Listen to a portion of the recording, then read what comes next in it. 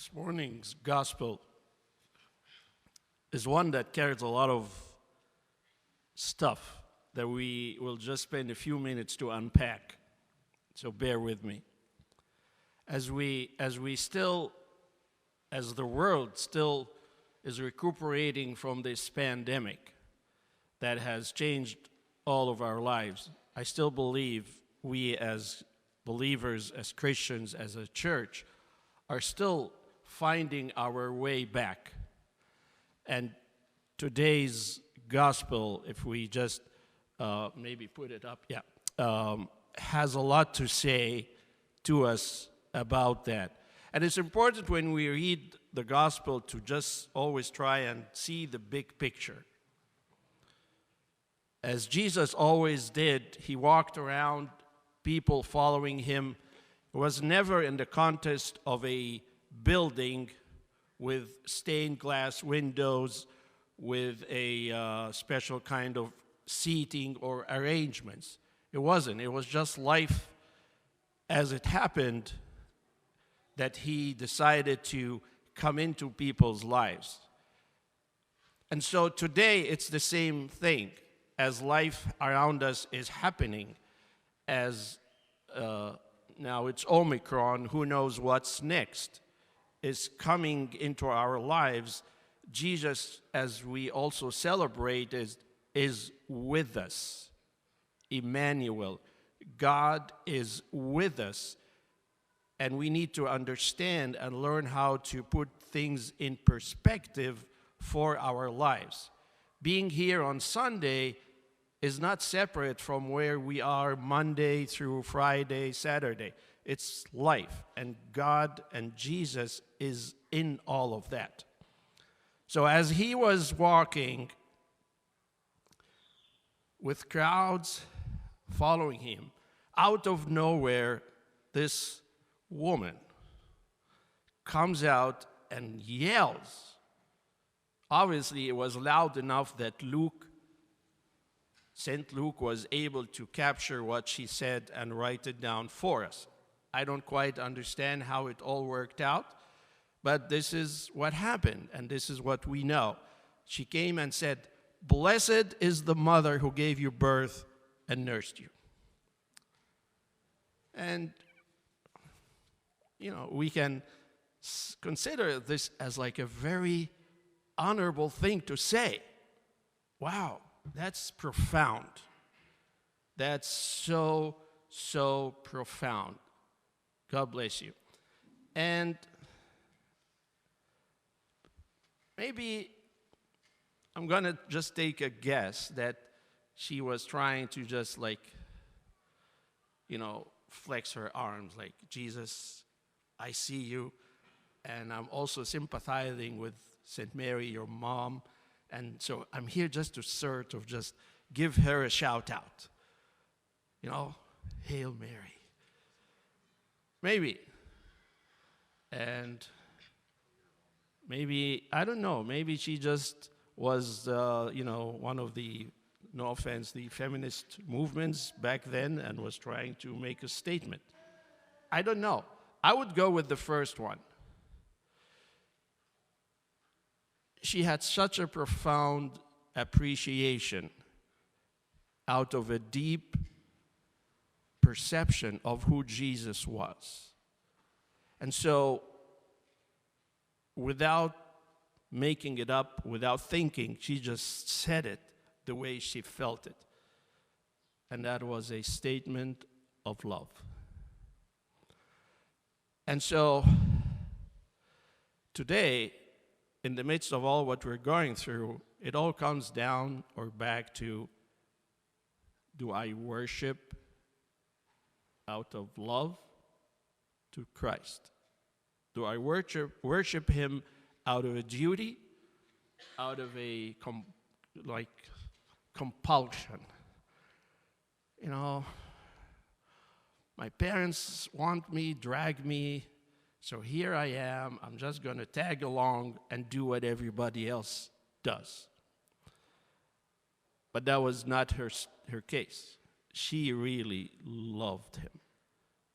She really knew who he was and out of her love, she stated that. But then, if we follow the next segment, the story goes on because Jesus kind of like, he did acknowledge her, but he said, you know what? This is great. Yes. But what's even better? If you actually hear my words and do it. That's even more valuable on the overall scheme of things. So hold that thought for a second, because he goes on and then he calls the crowd and really just a wicked generation. He like lashes at them. And what he's saying is, don't you see who is here? You're just always looking for some signs, some angels coming to you, some miracles happening, some wonders. I'm right here. And maybe he's also trying to say, I'm with you every single day. It's whether, as it happened over the last 2 years, that churches were closed, we weren't able to be here, then all of a sudden we sort of put our life with God on hold. We hit pause. Well, I can't go to church, so therefore I'm taking a sabbatical. I'm taking time off from God. It's okay. It wasn't my fault. They said there's no church, so I'm just taking time off. And you know what it says that we did? Is we just completely narrowed down the whole mission of Christ to be in our lives to this Sunday hour and a half. Jesus came and had a very powerful statement about religion, about religious people. And there's a famous German, yes, he's German, theologian that came in during the war and during the rise of the Nazis, and was instrumental in saving a lot of lives because he believed that was God's call for him. And he called it this in his book, A Non-Religious Christianity. And we don't have time to go into that. But what Christ really came was to get us back on track in a personal relationship with Christ. And as the pandemic has showed us, it really comes down to me and him. And then as we come together, we celebrate, we worship, we give him our praise. And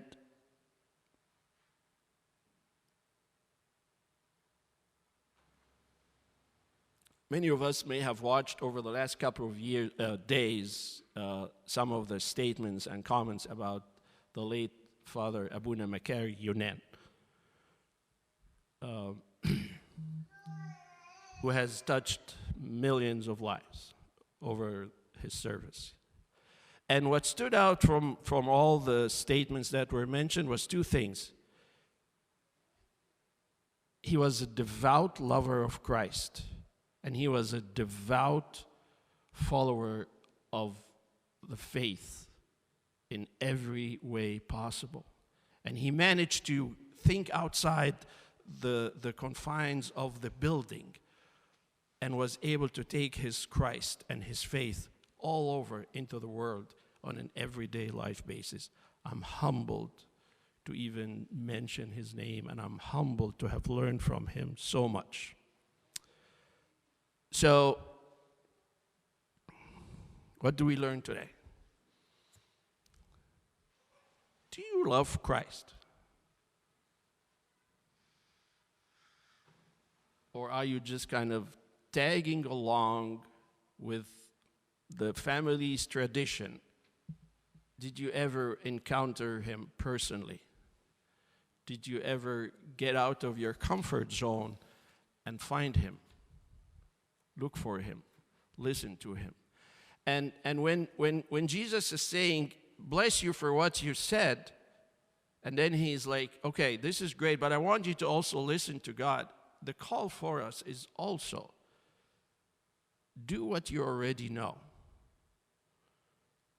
Do it.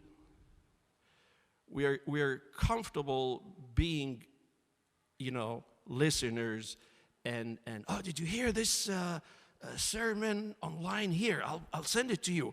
And we sit for hours and listen, and that's great, because God really, are you listening, or are you actually allowing the Word to change your life on a daily basis, just so you can be closer and closer to him? On one of the accounts that we all know very well, Jesus, when he called Peter, after a long night of not fishing, Jesus showed up and said, Peter, throw your nets on this side. After about a couple of, minutes of arguing, he did. He said, on your word, I will throw the net. Can you imagine if Peter just spent the rest of the night arguing?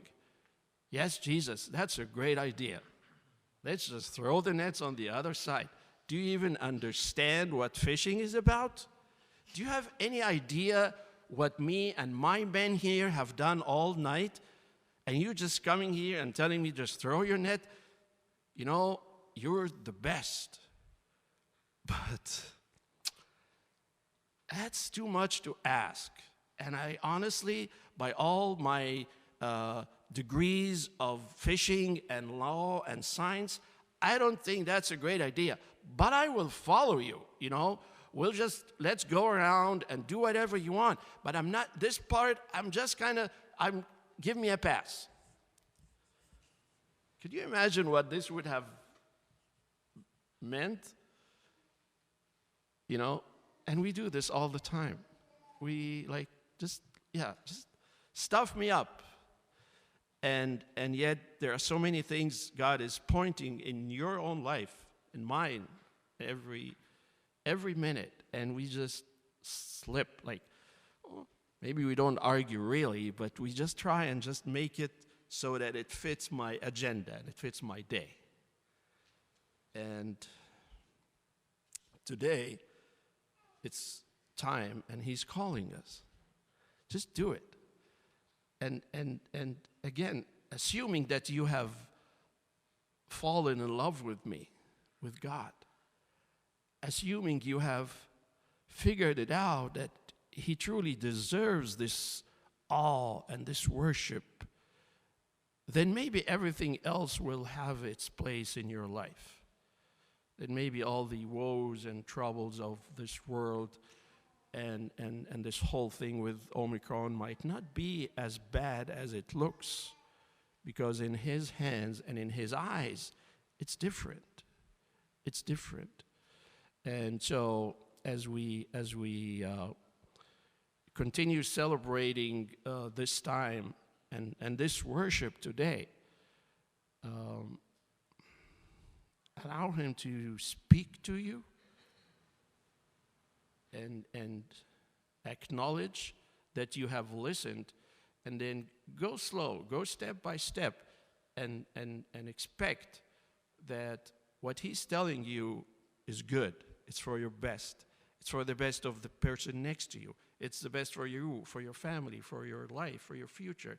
And it's not just a religious thing we do. This is life. This is true life at its best.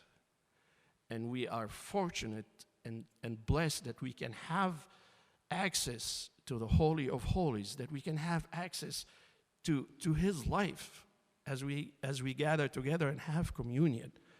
And this is one thing that we just got to understand. It's part of the whole picture. It's part of your daily life. If you're in college, I urge you, stay focused, stay close, listen. If you're in school, if you're in high school, if you're in wherever you are in life, Emmanuel is with us. God is with us. To him be the glory forever and ever. Amen.